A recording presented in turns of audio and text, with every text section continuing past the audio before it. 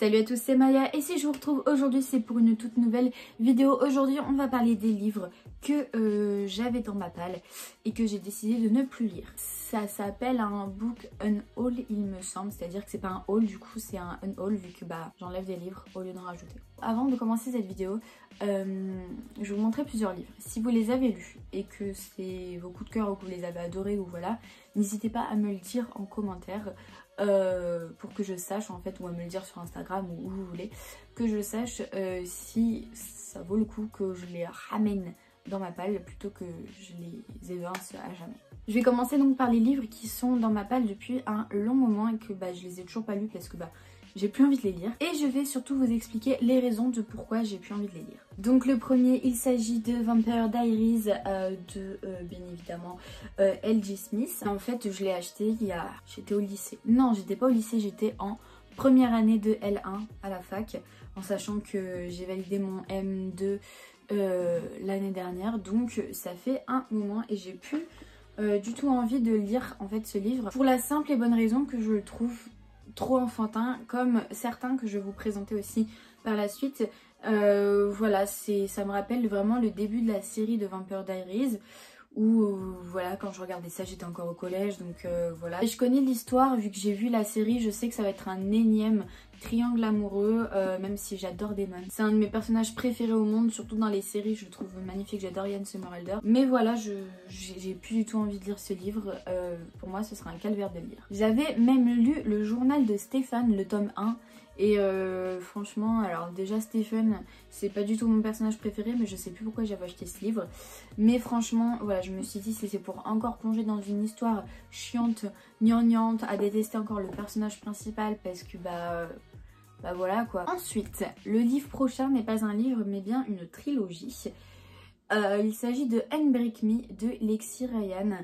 J'ai lu le premier tome, je me suis forcée à le finir parce que je déteste abandonner un livre.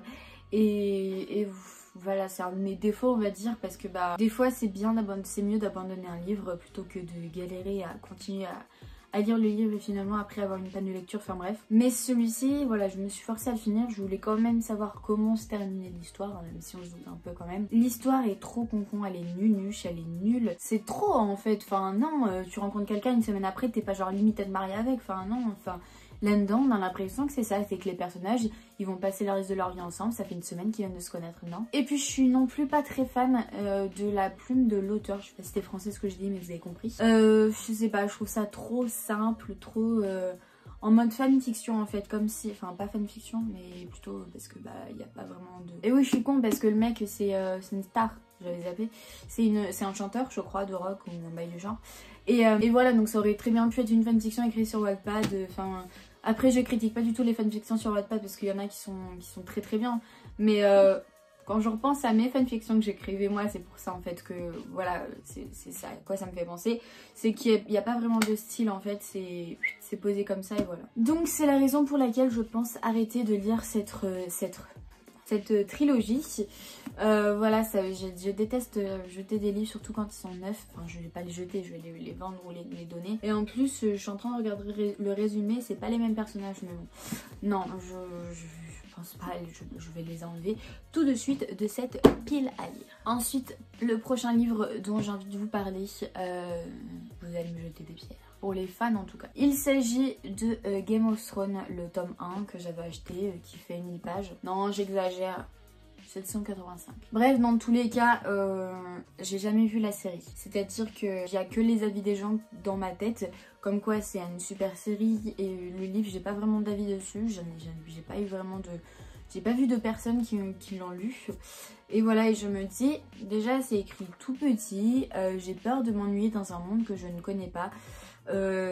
Peut-être que après avoir vu la série, oui je sais c'est une honte, je n'ai pas vu la série. Peut-être qu'après avoir vu la série, je me plongerai dans le livre. C'est possible, qui sait. En tout cas pour le moment je suis pas du tout dans le mood et ça fait des années qui traînent dans ma palle. Et voilà, je pense que je vais l'évincer très gentiment de la palle pour peut-être le lire un jour. Ou peut-être le garder pour quelqu'un qui aurait envie de le lire. Je ne critique pas du tout Game of Thrones. J'ai peur en fait qu'il y ait trop d'informations et Faut savoir que la fantasy, j'en ai pas lu énormément et à chaque fois j'ai peur de me perdre dans en fait un nouveau monde que je ne connais pas, qui est trop de personnages, trop d'informations, trop de nouveautés en fait et que je me perde. Et là, Game of Thrones, d'après tout ce qu'on me dit, il y a énormément de choses en fait, énormément d'informations, énormément de personnages et après j'ai jamais essayé, il faudrait que je regarde la série, je sais, je suis nulle, je l'ai pas vue. Oui, honte à moi. Prochain, il s'agit du pays, le pays des contes de Chris Colfer. Voilà pourquoi je compte ne plus le lire. Parce que je le trouve, rien que par la couverture déjà, parce que je connais pas vraiment l'histoire, mais je le trouve beaucoup trop enfantin et j'ai quand même 23 ans. Donc je pense que c'est un livre que j'aurais lu si j'avais eu peut-être 17 ans, au début de ma chaîne YouTube par exemple. Mais voilà, il a traîné trop longtemps dans ma palle et maintenant j'ai plus la foi de le lire et voilà, et je pense, j'ai peur en fait de trouver ça beaucoup trop enfantin et de pas l'aimer à sa juste valeur, voilà, ça fait vraiment enfant en fait quand on le regarde.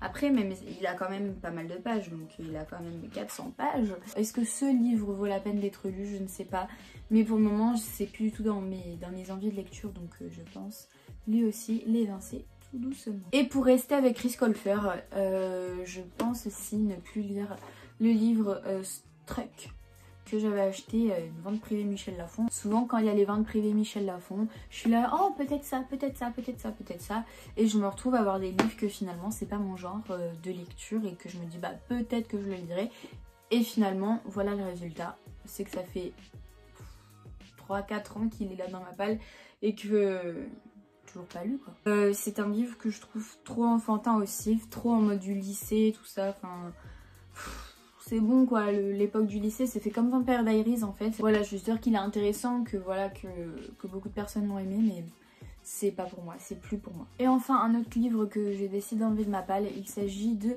Ma raison d'espérer, pour 2 raisons. Première raison, c'est parce que j'ai pas le tome 1 dans ma palle et que j'ai que le tome 2 et que je ne pense pas acheter, donc du coup la deuxième raison, je ne pense pas acheter le tome 1 parce que je pense pas que ce soit non plus le genre de lecture que j'ai envie de lire en ce moment. Je l'avais acheté dans une boutique d'occasion et je l'ai vu genre à 2 €, je me suis dit bah vas-y je le prends, puisque à l'époque je me disais que j'allais lire Ma raison de vivre, que c'était un livre que j'allais bien aimer, voilà. Et finalement avec le temps c'est plus ce que j'ai envie de lire et j'ai plus envie en fait de lire ce genre de livre. En ce moment la romance pure et dure sans quelque chose à côté, c'est plus ce que j'ai envie de lire. Je préfère avoir une romance au milieu d'une histoire très très bien construite plutôt qu'un livre où le but du livre est de parler de la romance. Enfin, je sais pas si ce livre parle de romance pure et dure, mais en tout cas c'est ce que j'en ai l'impression et c'est pas du tout ce que j'ai envie de lire. Donc voilà pour les livres que j'ai envie d'enlever de ma palle. J'en ai pas montré énormément, il y en a quelques-uns supplémentaires, je sais pas si c'est français. Il y a des livres que tu achètes, sur le coup tu dis oh super, peut-être que je vais lire ça plus tard, et en fait plus tard t'es devenue une autre personne dans ta tête et t'as plus les mêmes envies. Bref, du coup voilà, c'est tout pour les livres que je vous ai présentés.